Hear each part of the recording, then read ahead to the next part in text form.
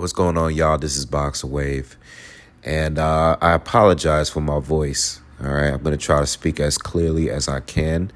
My nose is very congested. All right, just finished watching Devin Haney against Jorge Linares. Very good fight. Salute to them both. Gave us a very good fight, and I got to give credit to Devin Haney because he was clearly outboxing Linares through the first half of the fight. Decided to switch it up and take more risks on the inside and trade and exchange with Linares and gave us a more action-packed fight. But in the mix of that, he got caught a lot more. He got hit a lot more. And in the end of the 10th round, he got hit with a short right hand, which wobbled him. And his legs gave out a little bit. Even the following round, which I believe was the 11th round, his legs never really came back, and he played it safe for the last 3 rounds. I gave Linares the last 3 rounds, by the way. I scored a fight 7-5. I think the 2 early rounds that I gave Linares was both swing rounds. I gave him Linares because, I just liked what he was doing in those rounds, but those could have been Devin Haney rounds as well. And I think it was the 4th and 9th rounds that I gave to Linares, all right? But I really like Devin Haney in his boxing. Very polished, fast, great timing, good defense in the first half. I think once he started staying in that mid close range area, that's when he started to get hit with a lot more shots. If you saw the Instagram post that I put up when I was talking about the fight, and I think even in my breakdown of the fight, I was saying that Jorge Linares' straight right hands or short right hand was probably his best punch. And a short right hand and a left hook that follows is his best combination. And that's the shot that I said Devin Haney would need to worry about. And if he doesn't have a chin that will hold up, he can get hurt by that shot. He held up. It held up. He didn't get knocked down, but he was definitely hurt. And he wasn't the same for the rest of the fight. He did a lot of holding and survival tactics for the last 2 rounds. All right, but I give him credit for making it an action-packed fight because, I think the problem with Devin Haney and a lot of fighters that receive a lot of criticism, he receives a lot because of what he said and how much, about the franchise and the Teofimo Lopez and Lomachenko and all these other fighters. He calls out a lot of people. He does talk a lot. So people want to see him lose. But what he got to understand is at the end of the day, it's about winning. Winning the fight is the most important thing. And if you have something that's working for you, which the way he was boxing early on was definitely working for him. I know you want to give us an action-packed fight, but if you're going to do that, you got to be careful. And he made a rookie mistake in this fight by underestimating Linares' skill and his power. He did get caught a few times in the earlier rounds too, but nothing really hurt him, and it seemed like, he passed the test of having a good chin because Linares does have power. I know people just want to say that he's washed up now. He doesn't really have anything or, he's just an old man. But no, Linares has power. He has speed. Devin, as fast as Devin is one of the quickest guys in the sport.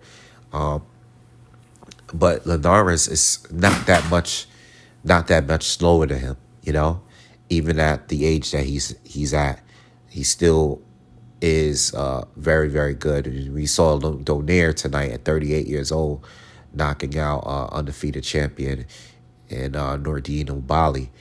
So you can't really sleep on these guys that were always really fast. They're always going to be fast even as they age. All right, so now this is the thing, moving forward. I didn't watch any of the press conferences, and I'll probably make another follow-up video talking about Devin Haney. And, I don't know who. I'm assuming he called out Teofimo Lopez, or I don't know if he brought up Lomachenko or Tank or Ryan Garcia, but Moving forward, I don't know if he's better than Tio still. I think he could definitely give Tio a lot of problems as far as his boxing ability because his hands are quick. He has a good, uh, he has a good, let me say, good punch variation. All right, I love the body shots he was throwing. Uh, I love his combinations and I love his defense overall.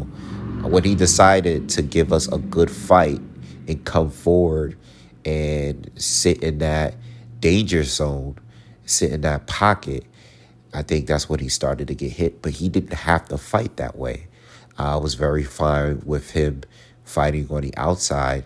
And even when he was fighting on the outside, I was much more impressed in the work he was doing tonight as opposed to the Gamboa fight where, Gamboa kind of was just trying to survive and smothering both of their shots. And Devin Haney didn't really do anything to push the fight because because Gamboa was a much less threat to Haney than Linares. Linares is much fresher, much more accomplished at 135.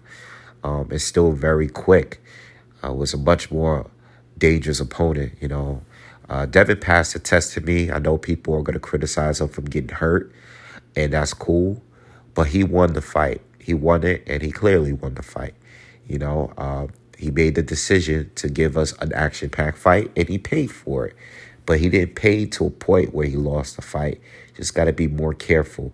I think if he were fighting Teofimo Lopez, I think he would be a lot more cautious. Would be a good fight, but I'm not sure if he's better than Tio right now.